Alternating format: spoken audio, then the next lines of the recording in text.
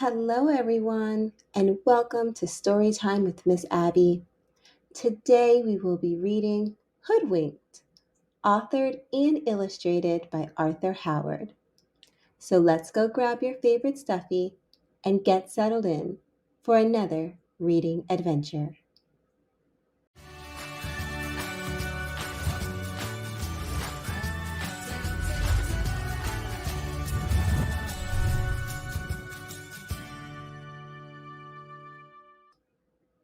Mitzi liked creepy things: creepy bedroom slippers, creepy breakfast cereal, creepy relatives. So, naturally, when she decided to get a pet, she wanted the creepiest pet possible. She couldn't go to the local pet shop. It only had cute, cuddly pets.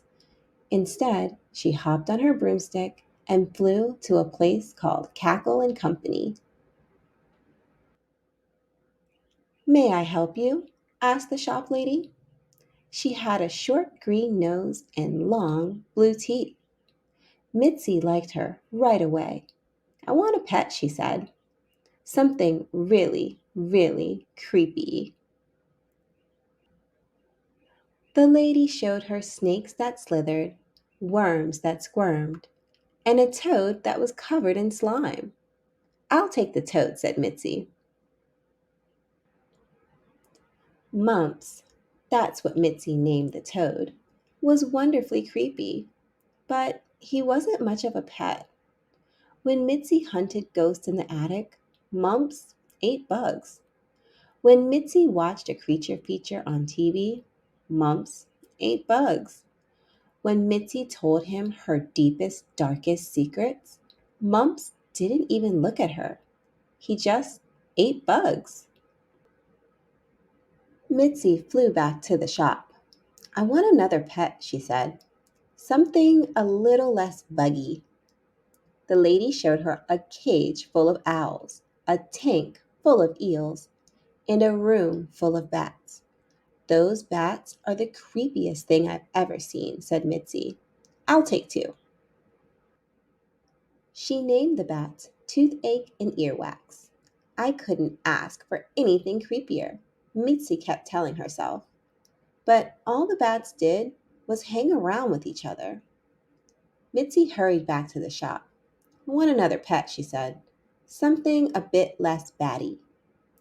"I have just the thing," said the lady.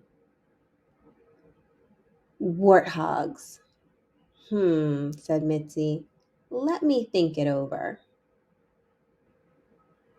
As she flew home, Mitzi wondered if she'd ever find a pet that was right for her. All her creepy relatives had pets. Uncle Charlie had piranhas. Aunt Malice had a crocodile. Even Madame Vex had a pet, though no one was quite sure what it was. Everyone has a pet, Mitzi thought, except me. But things that are nearly magical happen all the time, especially to witches. And sure enough, the very next day, there was a scratch, scratch, scratching at the back door. What could that be, Mitzi wondered. When she opened the door, she saw a tiny little kitten. "Ugh," said Mitzi. "You're cute." The kitten gazed up at her and meowed, a tiny little meow. "You're worse than cute," Mitzi muttered. "You're adorable." Still, it was beginning to rain, so Mitzi let the kitten in. "You can stay one night," she said, "but only one. You're simply not creepy enough." But that night, when Mitzi hunted ghosts in the attic, the kitten prowled by her side. When Mitzi watched a creature feature on TV, the kitten purred on her lap. And at bedtime, when she told him her deepest, darkest secrets, the kitten licked her chin. "Don't tell anyone, but I'm afraid of the dark." Mitzi had finally found a pet.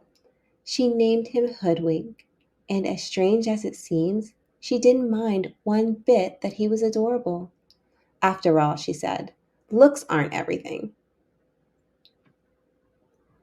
And even her creepy relatives had to agree. The end. Thanks for joining us here today at Storytime with Miss Abby.